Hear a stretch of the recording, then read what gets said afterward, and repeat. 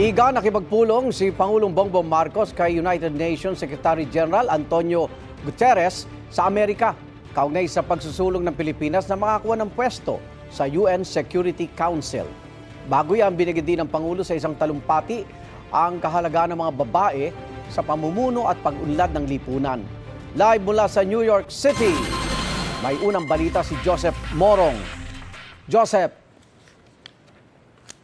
Igan, update muna tayo. Inanunsyo ni Palace Press Officer Undersecretary Claire Castro na hihintayin daw muna ni Pangulong Bongbong Marcos ang committee report ng Kongreso tungkol sa pagbibigay sa kanya ng emergency powers para bawasan ng excise tax bago siya maglabas ng certification of urgency para sa mga panukalang batas dito. Ngayong araw ay nagsalita naman ng Pangulo tungkol sa pagbibigay ng pantay na karapatan sa mga kababaihan sa harap ng United Nations.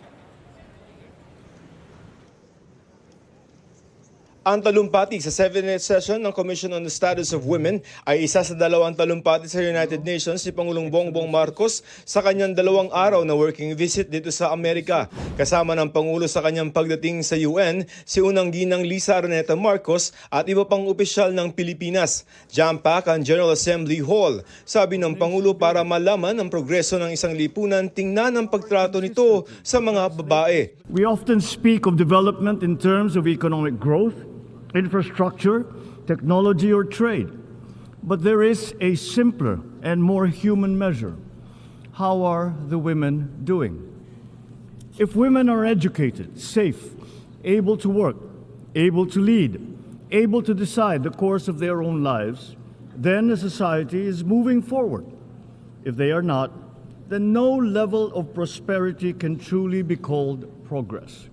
Sa Pilipinas, maraming babaeng leader sa iba't ibang larangan at bahagi sila ng pagtataguyod ng bansa. Filipino women have always stood at the center of our national life as their contributions continue to shape our democracy, our economy, and our national character. Sa harap ng mga delegado dito sa United Nations, sinabi ng Pangulo na maraming mga pananaw tungkol sa mga kababaihan na nakakahadlang sa kanilang mahalagang papel sa lipunan. Ang pahayag na yan ng Pangulo tila tumitingkad sa harap ng mga hindi magandang komento tungkol sa mga babae nitong mga nakaraang araw sa Pilipinas.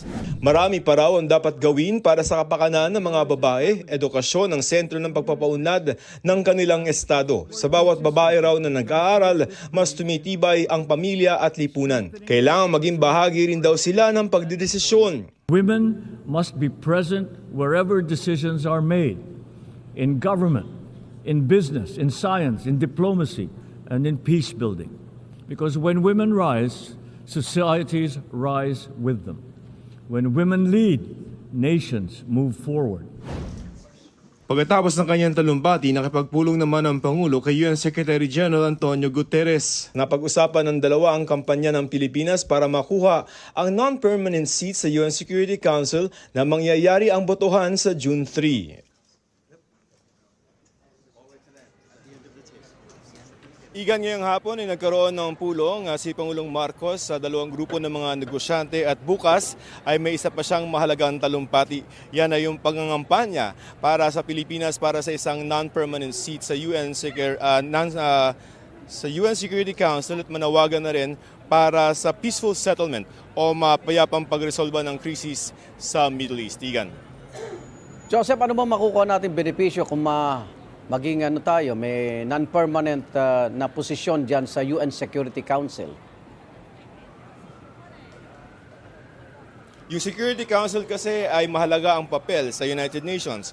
Nagpapasa sila ng mga resolusyon at na binding yan doon sa mga bansang kasapi. So kung halimbawa na may mahalagang usapin, pagpalagay natin kunyari magkakaroon ng aksyon ang United Nations doon sa nangyayaring gusto sa Middle East at miyembro na kunyari tayo noon, meron tayong boses para paboran o kontrahin yung anumang resolusyon na maraming ilabas doon sa issue na yon. So, kumbaga, magkakaroon tayo ng boses sa mundo para magkaroon tayo ng input sa pag-shape o sa pagbuo at paghubog ng mga polisiya na makakaapekto hindi lamang sa Pilipinas kundi sa ibang mga bansa na kasapi ng United Nations. Igan. Malaking tsansa bang makakuha natin yan dahil nakipagpulong na siya kay UN Secretary General Antonio Guterres? Alam mo, yung ating mga opisyal ng pamahalaan ay medyo coy, no? So medyo niya naman sila na sabihin na malakas yung ating laban. Pero yung pakikipagpulong dito kay UN Secretary General Antonio Guterres ay pagpapakita rin ng suporta ng pinuno ng UN. Sabi nitong ni Yusek Claire, based on the notes dun sa naging meeting, ang sabi ni UN Secretary General Guterres ay kilala daw ang Pilipinas bilang peace builder. So yun yung reputasyon natin going into this vote sa June 3 para doon sa non-permanent seats sa Security Council. So yung kilalang papel natin na maging peace builder o tagapamagitan sa mga bansa na mayroong gulo ay baka makatulong sa ating kampanya. 60 votes, 60 plus votes, 2/3 ng 193 members ng United Nations ang kailangan natin. So malalaman natin yan kung suswertehin tayo sa June 3 na magiging botohan para doon sa non-permanent seat sa Security Council. Ang term naman yan will be 2027 hanggang 2028, Igan. Okay. At bukod sa nabanggit mong pulong sa negosyante, meron ba siyang naka-schedule naman na makipagkita sa mga Pinoy community dyan sa New York? Wala, Igan eh. So medyo masikip yung schedule nitong si Presidente. Dumating siya March 8 dito sa New York. Today, March 9, ay dire-diretso yung kanyang talumpati, tapos meetings with mga business groups. Bukas ay bandang alas 11 mangyayari yung talumpati niya sa UN pa rin.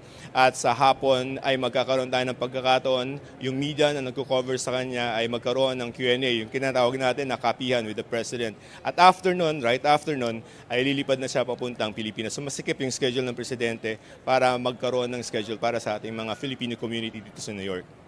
Maraming salamat, Joseph Morong. Ingat.